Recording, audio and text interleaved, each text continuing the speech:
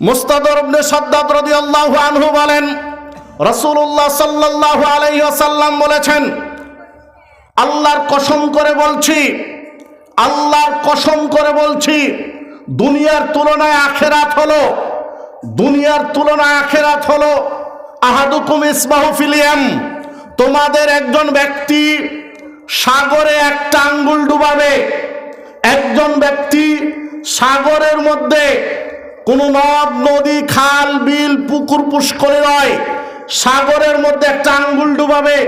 আঙ্গুল ডুবানোর পরে ফালিয়ানদুর, লক্ষ্য করবে কি পরিমাণ আঙ্গুলের মাথায় পানি এসেছে। আঙ্গুল ভিজে যে পানিটা এসেছে 1-2 ফোঁটা, এই 1-2 বিন্দু পানি হলো সারা পৃথিবীর মূল্যের সমান, সারা দুনিয়ার মূল্যের সমান। আর যেই পানি সাগরে অবশিষ্ট আছে এই পানি হলো আখিরাতের মূল্যের সমান। সুবহানাল্লাহ।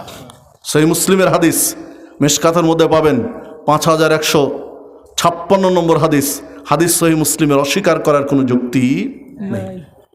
তাহলে চিন্তা করেন, ধরে নেন আটলান্টিক মহাসাগর, ধরে নেন আরব সাগর, ধরে নেন প্রশান্ত মহাসাগর, আঙ্গুল ডুবিয়ে 1-2 ফোঁটা পানি এসেছে, এটা হচ্ছে গোটা পৃথিবীর মূল্য। আর যে পানি সাগরে আছে এটা হচ্ছে আখিরাতের মূল্য। তাহলে সম্ভব না, পরিমাণ মাপা যে দুনিয়ার চেয়ে আখিরাত এতগুণ মূল্যবান, এটা মাপা সম্ভব না, কিয়ামত পর্যন্ত সম্ভব না এটা।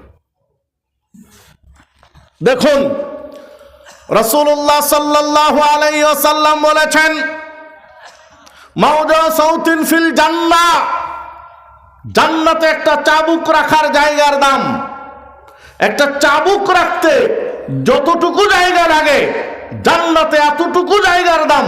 খায়রুম মিনাদ দুনিয়া মা ফিহা, পৃথিবী এবং পৃথিবীতে যা কিছু আছে সব কিছুর চেয়ে ওই জায়গার দাম বেশি। সুবহানাল্লাহ। গোটা পৃথিবীর সমস্ত কিছু বিক্রি করে দিল, জান্নাতে একটা চাবুক রাখার জায়গার দাম হবে না। তাহলে আখেরাত দুনিয়ার চেয়ে কত গুণ মূল্যবান আপনি একটু চিন্তা করেন। কেউ উঠে যাবেন না, একটু ঠান্ডা মাথায় বুঝেন। আপনাদের বিরক্ত হওয়ার আগে আমি আর ছেড়ে দেবো। না না, 11:25 বাজে, এখন শেষ করবো কয়টায় বলেন? উঠা যাবে না কারো। আপনারা যদি বলেন 5 মিনিট পরে ছেড়ে দেন, 5 মিনিট পরে ছেড়ে দেবো, কিন্তু উঠা যাবে না। 12টা না, আবেগ দিয়ে বলার দরকার নাই, বিবেক দেব, বিবেক দিয়ে বলবেন।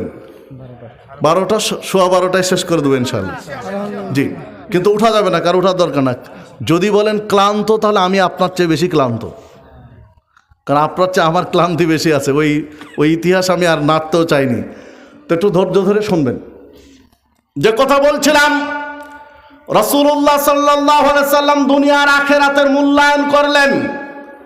দুনিয়া আখিরাত দুনিয়ার চেয়ে কত গুণ বা কত দামি বুঝাতে গিয়ে বললেন, চাবুক রাখতে যে জায়গা লাগবে গোটা পৃথিবী বিক্রি করে দিয়ে সেই জায়গার দাম হবে না, হবে না। হবেই বা কি করে?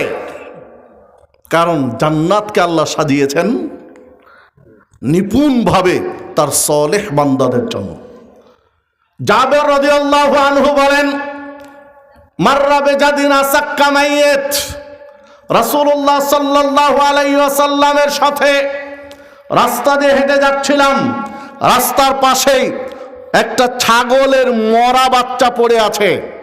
প্রথমত ছাগলের বাচ্চা, ছোট বাচ্চা, দ্বিতীয়ত মরা, মৃত্যু ছাগলের বাচ্চা পড়ে আছে। আল্লাহ রাসূল সাল্লাল্লাহু আলাইহি ওয়াসাল্লাম ছাগলের বাচ্চা, মৃত বাচ্চা দেখে বললেন, আইয়ুকুম ইউহিব্বু আন্না হাদা লাহু বিদিরহাম, তোমাদের মাঝে, সাহাবীদের মাঝে একজন লোক পাওয়া যাবে যে 1 দিরহাম দিয়ে, 1 দিরহাম 1 টাকা দিয়ে এই মরা ছাগলের বাচ্চা কিনে নিবে। ক্বালু, সাহাবীরা বললেন, মা নুহিব্বু আন্নাহু লানা বিশাই, কোনো টাকা কেন বলছেন, দিরহাম কেন বলছেন? কোনো বিনিময় ছাড়াই, কোনো কিছু ছাড়াই যদি আপনি দিতে চান, তবু আমরা এটা পছন্দ করি না, আমরা এটা চাই না। কারণ এই মরা ছাগলের বাচ্চা নিয়ে কি করব? আমরা এটা চাই না, বিনিময় ছাড়াও নিতে চাই না, ফিরিয়ে দিলেও নিতে চাই না। তখন আল্লাহ রাসূল সাল্লাল্লাহু আলাইহি ওয়াসাল্লাম বলছেন, আল্লাহে, আল্লাহর কসম করে বলছি, লা দুনিয়া আহওয়ানু আলাল্লাহ মিন হাদা আলাইকুম, এই পৃথিবী আখিরাতের তুলনায় আখেরাতের তুলনায়, পরকালের তুলনায় এই দুনিয়ার মূল্য আল্লাহর কাছে মরা ছাগলের বাচ্চার চেয়েও কম। এ হাদিস সহিহ মুসলিমের মিশকাতের মধ্যে পাবেন 5157 নম্বর হাদিস। এটি হাদিস সহিহ মুসলিমের অকাট্য সহিহতে কোনো সন্দেহ নেই। একটা মরা ছাগলের বাচ্চার যতটুকু মূল্য আছে, আখেরাতের তুলনায় দুনিয়ার মূল্য আল্লাহর কাছে তার চেয়েও কম। দেখুন, সাহাল ইবনে সাদ রাদিয়াল্লাহু আনহু বলেন, রাসূলুল্লাহ সাল্লাল্লাহু আলাইহি ওয়াসাল্লাম বলেছেন, লাউ কানাতিদ দুনিয়া তাদুরু ইনদাল্লাহ জানাহা বাউদা, গোটা পৃথিবীর মূল্য যদি আল্লাহর কাছে মাছির একটা পাখার সমান হতো, গোটা দুনিয়ার মূল্য যদি আল্লাহর কাছে মাছির একটা ডানার সমান হতো, মা সাকা কাফের মিনহা শারবা, কোনো কাফের, কোনো নাস্তিক, কোনো বেদিন, কোনো অকৃতজ্ঞকে, কোনো অমুসলিমকে এক ঢোক পানি পান করতে দিতেন না। টুটি চিপে ধরতেন যে আমার জমিনে তোমার পানি নেই। কিন্তু পৃথিবীর মূল্য আল্লাহর কাছে মাছির একটা ডানার চেয়েও কম। এই জন্য আল্লাহ সকলকে, কে কাফের, কে মুশরিক, কে বেদিন, কে নাস্তিক, কে ইমানদার, কোনো বাছ বিবেচনা নেই, সকলকে খাওয়া পড়ার সুযোগ দিয়েছেন। সবাই খেতে পারবে, সবাই পড়তে পারবে, সকলকে সুযোগ দিয়েছেন। কেননা আল্লাহর কাছে দুনিয়ার মূল্য একেবারে একেবারে তুচ্ছ আখেরাতের তুলনায়। আখেরাতে আল্লাহ একেবারে হিসাব করবেন, পয়েন্টে হিসাব করে নেবেন, যে যেমন তাকে তেমনই দিবেন। জাররা পরিমাণ কুনুস্কুরি হতে দিবেন না। জাররা পরিমাণ ভালো কাজ করলে তার নেকি দিবেন, জাররা পরিমাণ অন্যায় করলে তার শাস্তি দিবেন। ধরবেন আখেরাতে। দুনিয়া সুযোগ দিয়েছেন, দুনিয়া তো সুযোগ দিয়ে দিয়েছেন, খাও পান করো, অসুবিধা নেই, কিন্তু পরকালে ধরবেন। এ হাদিস পাওয়া যাবে মুসনাদ আহমদের মধ্যে, ইবনু মাজার মধ্যে, এবং হাদিস সহিহ মিশকাতের 5177 নম্বর হাদিস। কেন এই দুনিয়ার মূল্য আখেরাতের কাছে তুচ্ছ? কেননা আখেরাতে আল্লাহ রাব্বুল আলামিন তার বান্দাদের পুরস্কার হিসাবে যে জান্নাত তৈরি করেছেন, আল্লাহ রাব্বুল আলামিন বলেন হাদিসে কুদসি, আদাতু লিবাদিয়াস সালিহিন, আমি আমার সালেহ বান্দাদের জন্য এমন জান্নাত প্রস্তুত করেছি, মা লা আইনুন রাত, চোখ কোনদিন দেখেনি। সারা পৃথিবী ভ্রমণ করেছে, এই লোকটাও জান্নাত দেখার পরে দেখবে পৃথিবী কিছুই না। ভূস্বর্গ বলা হয় কাশ্মীরকে। কাশ্মীর নিয়ে যুগ যুগ ধরে লড়াই এমনি হচ্ছে না। ভারত পাকিস্তানের মধ্যে কাশ্মীর নিয়ে লড়াই এমনি হচ্ছে না যুগ যুগ ধরে। কেননা কাশ্মীরকে বলা হয় ভূস্বর্গ। ভূস্বর্গ মানে পৃথিবীর জান্নাত। কাশ্মীরে আল্লাহ রাব্বুল আলামিন ফলমূল এত দিয়েছেন, এত পরিমাণ ফলমূল হয় যা কল্পনার বাহিরে। এত ফলমূল হয় কাশ্মীরে, সুস্বাদু ফলমূল।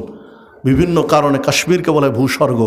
কাশ্মীর যারা দেখেছে, জান্নাত দেখার পরে বলবে যে কিছুই না, কাশ্মীর কি ভূস্বর্গ।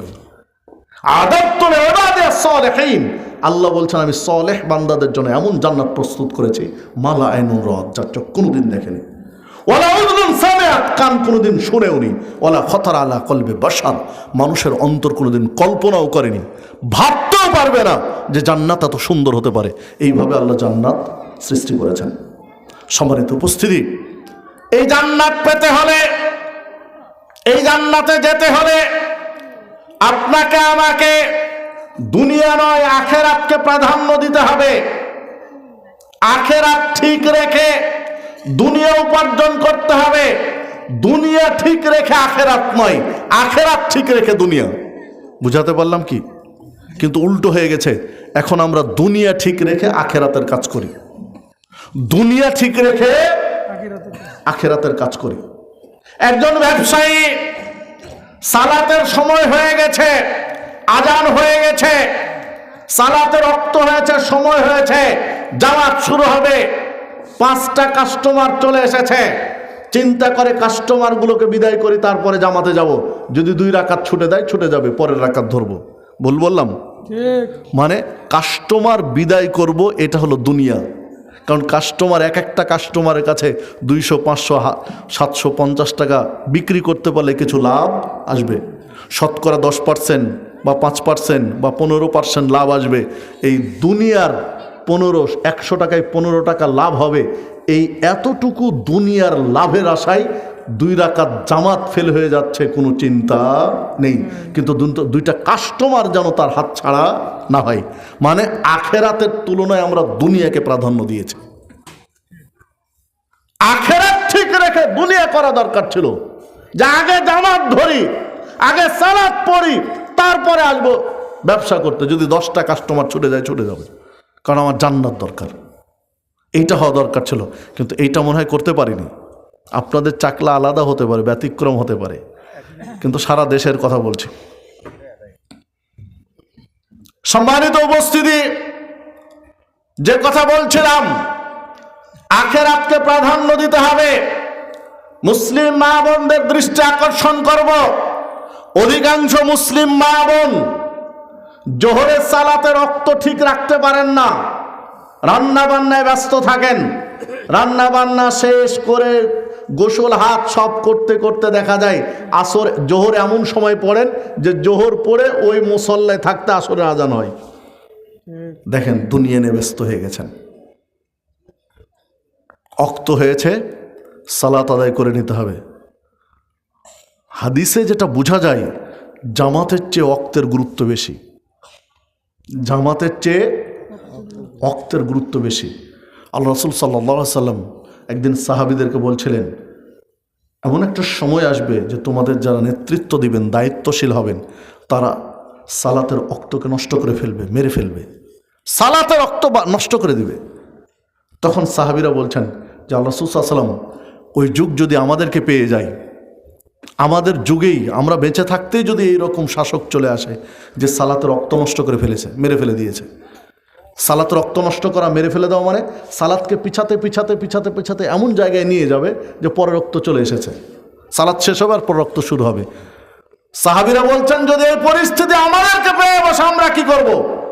তখন আল্লাহ রাসূল সাল্লাল্লাহু আলাইহি ওয়াসাল্লাম বললেন, নির্দিষ্ট ওক্তে, আউয়াল ওক্তে তোমরা তোমাদের সালাত আদায় করে নেবে, একাকী বাড়িতে যেখানে সুবিধা পাও। নির্দিষ্ট ওক্তে নিজেদের সালাত পড়ে নেবে, এরপরে সুযোগ পেলে জামাতে পড়বে, ওটা তোমাদের নফল হবে। তাহলে ফরজ আদায় কোনটা হবে?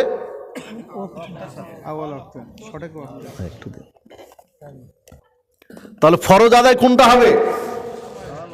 আউয়াল ওক্তে, মানে একাকী যেটা পড়েছে এটা হবে ফরজ, আর জামাতে যেটা পড়বে ওটা হবে নফল। তাহলে জামাতের গুরুত্ব বেশি দেওয়া হলো না ওক্তের গুরুত্ব বেশি দেওয়া হলো? ওক্তের।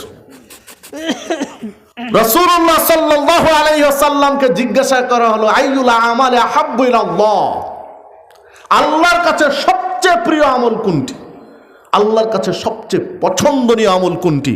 তখন আল্লাহ রাসূল সাল্লাল্লাহু আলাইহি ওয়াসাল্লাম বলেন, আস-সালাতু আউয়ালু ওয়াক্তিহা, নির্দিষ্ট ওক্তে বা প্রথম ওক্তে, আউয়াল ওক্তে সালাত আদায় করা আল্লাহর কাছে সবচেয়ে প্রিয় আমল। সম্মানিত উপস্থিতি, তো যে কথা বলছিলাম যে দুনিয়াকে প্রাধান্য না দিয়ে আখেরাতকে প্রাধান্য দিতে হলে আউয়াল ওক্তে আপনাকে আমাকে সালাত আদায় করতে হবে। ব্যবসায় একটু ক্ষতি হলে হোক, কিন্তু আখেরাত যেন ঠিক থাকে, সালাত যেন ঠিক থাকে। রান্না বান্না একটু দেরি হয় হোক, আউয়াল ওক্তে সালাত যেন ঠিক থাকে, আখেরাত যেন ঠিক থাকে। কৃষি কাজ যদি একটু কম হয় হোক, কৃষি কাজ একটু কম হয় হোক, সমস্যা নেই, কিন্তু আউয়াল ওক্তে সালাতটা যেন ঠিক থাকে। ব্যবসা বাণিজ্য একটু কম হোক, চাকরি বাকরির সময় একটু কম হোক, কিন্তু সালাতটা যেন আউয়াল ওক্তে হয়। সালাত এমন একটা ইবাদত, আউয়াল ওক্তে যদি হয় আল্লাহ এত খুশি হন। রাসূলুল্লাহ সাল্লাল্লাহু আলাইহি ওয়াসাল্লাম বলেছেন, ইয়াজিবু রাব্বুকুম মিন রা'i গানামিন ফিরাস শাজিয়া, তোমাদের রব, সাহাবীদেরকে বলছেন, তোমাদের রব ওই রাখালের উপরে এত খুশি হন, আশ্চর্য হয়ে যান, খুশিতে আশ্চর্য হয়ে যান ওই রাখালের উপরে, যে রাখাল ছাগল চড়াতে চড়াতে চলে গেছে পাহাড়ের চূড়ায়, ছাগল নিয়ে চলে গেছে পাহাড়ের চূড়ায়, যেখানে কোনো মানুষ নেই, কেউ নেই, তাকে কেউ দেখতে পাচ্ছে না, এইরকম জায়গায় ছাগল চড়াচ্ছে। এমত অবস্থায় আজানের সময় বা সালাতের সময় হয়ে গেল, হাদা ইউআদ্দিনু, তখন লোকটা আজান দিল এবং সালাত আদায় করলো। আজান দিল, দাঁড়িয়ে সালাত আদায় করলো।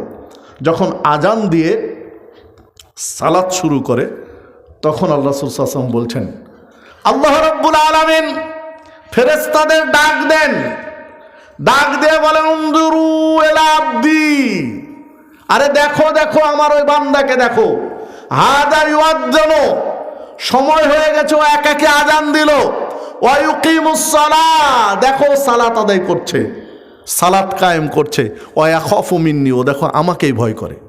কারণ এখানে কেউ নেই, কোনো মানুষ নেই, তার পরিবার নেই, রাষ্ট্রের কেউ নেই, কেউ দেখছে না, সালাত পড়ছে না, ও একাকী